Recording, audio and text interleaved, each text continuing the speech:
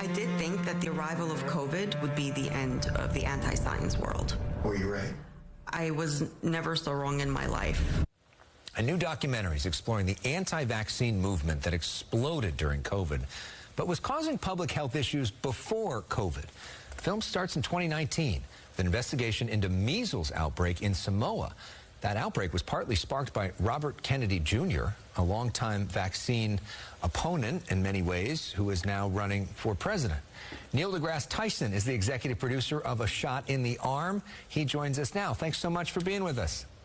Yeah, thanks for having me. Let me make it clear, as an astrophysicist, what I'm contributing primarily to this film is its capacity to communicate science, which is something I've done professionally for decades. Well, and that was going to be my first question, because we think of you as an astrophysicist, as the space guy. As you should. Right?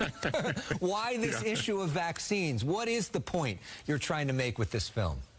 There's a deeper prevailing state of mind that is in our culture today, and it's an anti-science attitude.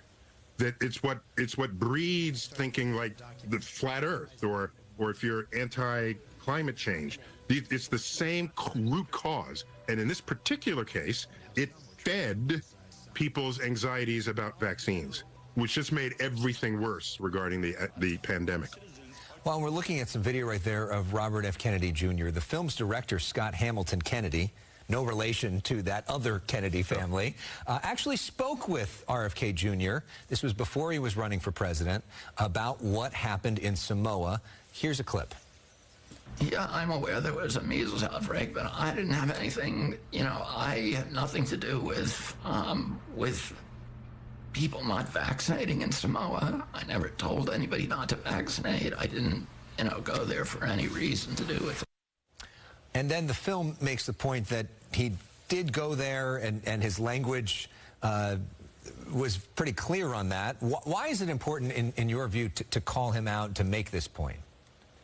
Well, for me, a bigger issue is, how are we trained as citizens to spot misinformation or disinformation? Because you can go chasing after leaders. By the way, he's an important but small part of the total runtime of the film. The runtime of the film explores the people who did not have the tools to say, no, this is not right. He's telling me what I want to hear and what feels good to me and what I want to be true. But just because you want something to be true does not make it true. And these are the biases we carry from childhood into adulthood if we don't otherwise put in sort of protective shields against it. And just for your broader point about disinformation, about understanding the world, what is your most important advice to everybody watching right now? We're just inundated with information coming at them from every place possible in order to understand what's true and what's not true. Really, really good question there. So let me just say, if I were to summarize the scientific method in like 1.5 sentences, it would be, do whatever it takes to not fool yourself into thinking something is true that is not, or that something is not true that is. Did I say that right? I'm trying to get the opposite. And what that means is, do you have the tools to spot if someone is not speaking what is established scientific canon? And by the way, there are people who have pedigree, have YouTube channels, and they'll say things like, I'm your advocate, and I know what I'm talking about, yet the establishment, they do not have your interest in mind.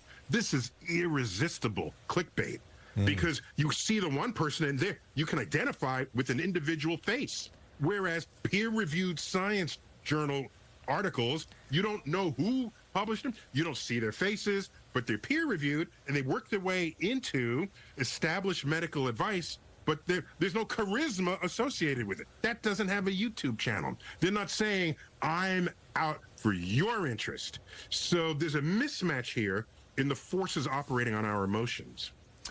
Well, you've got a lot of charisma, and you've got some pretty good channels out there.